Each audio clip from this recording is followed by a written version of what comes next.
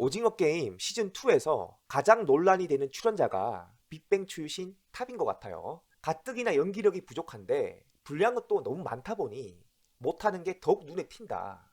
저는 사실 연기력보다 그 전 단계라고나 할까요? 거기서 이미 좀 막혀버리는 바람에 탑이 연기를 실제로 잘했는지 못했는지 굳이 거기까지 제 신경이 다다르지 않더군요. 그 전 단계라 함은 캐스팅 적부 여부입니다. 이미 이 논란도 한번 일었던 걸로 알고 있고 황동혁 감독이 자신의 생각이 짧았다고 사과 같은 입장도 내놨더라고요. 탑이 대마 전과가 있잖아요. 황 감독은 이런 전과가 있더라도 언젠가는 복귀해야 하고, 그리고 이미 그랬던 배우들도 있다면서 이게 그렇게까지 문제가 될지 몰랐다고 얘기했습니다. 저는 포인트가 사실 이게 아닌 것 같거든요. 대마 전과가 있는 탑을 연기 일선에 복귀시킨 것까지는 큰 문제가 안 된다고 봅니다. 문제는 그렇게 해서 맡긴 배역이 약쟁이 타노스란 겁니다. 대마초 전과가 있는 배우에게 하필 마약하는 캐릭터를 맡겼다는 거예요.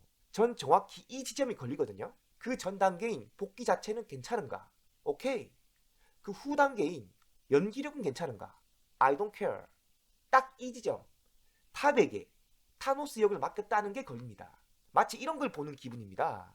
SNL 같은 거 보면 과거 사회적 물의를 일으켰던 연예인들 출연시켜서 꼭 한 번은 해당 과거 사건을 패러디하는, 그의 과오를 불어 들춰내서 패러디하는 꽁트를 꼭 놓곤 하잖아요. 그리고 웃음거리로 가능한 한 승화시켜서 관객들과 시청자들의 호응을 유도하는, 마치 그런 걸 보는 기분이에요. 타노스를 연기하는 탑을 본다는 게.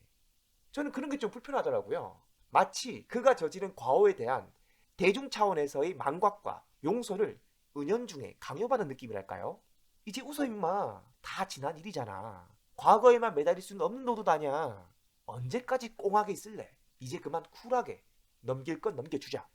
해당 쇼나 드라마를 볼 때마다 이런 식의 입장을 마치 세뇌처럼 전달받는 느낌이에요. 웃긴 건 전 원래 탑이 구속됐을 때도 별 관심 없었거든요. 따라서 원래 용서하고 말고의 생각 자체가 전혀 없었던 사람이고, 사실 제가 피해자도 아닌데 용서하고 말 게 애초에 있기나 한가 하는 그런 생각을 가지고 있었던 사람인데도 막상 마약 연기하는 탑을 보니까 상기한 메시지를 똑같이 전해받는 느낌이더란 거죠. 그만 꽁에 있어.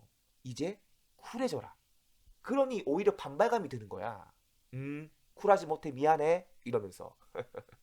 황 감독과 탑이 이런 거에 무신경했을 리가 없어요. 나름 본인들 딴에는 이런 걸 혹시 정면 돌파라고 생각해서 시도한 게 아닐까.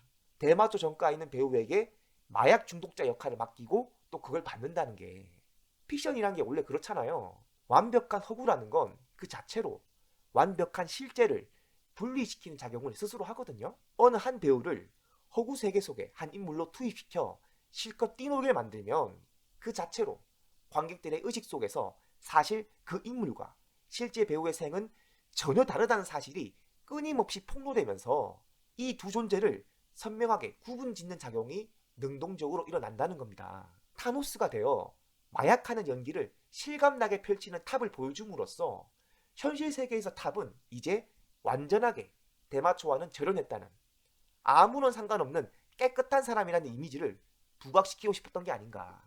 그러니 이런 느낌인 거죠. 우린 이미 이 사안에 대해 이렇게나 쿨하거든? 이제 니들도 쿨해질 때가 되지 않았니? 다시 한번 미안해. 쿨하지 못해서. 저는 복귀 배역으로서 탑에게 타노스는 좋았다고, 쿨했다며 손들어주진 못하겠어요. 배역을 통해, 작품을 통해 자신의 때 묻은 이미지를 마치 살풀이하듯 씻어내고자 하는 의도가 너무 선명하게 보이니까 괜시리 반발감이 있다고나 할까, 좀 거북하네요.